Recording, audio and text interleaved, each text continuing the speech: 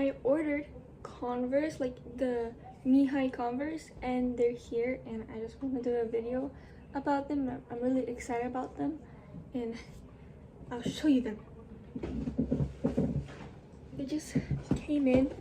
I waited so long for these because it kind of took long for them to come here. And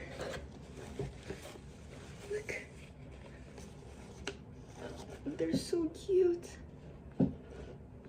I have to do the shoelace, which is such a annoying thing. And the other shoe.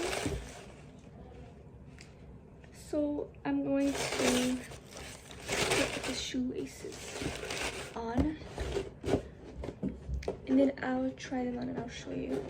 I'm supposed to get another package. I don't know if today or tomorrow, but it's black eye contacts. If I get it today, then I'll just like continue the video with the eye contacts.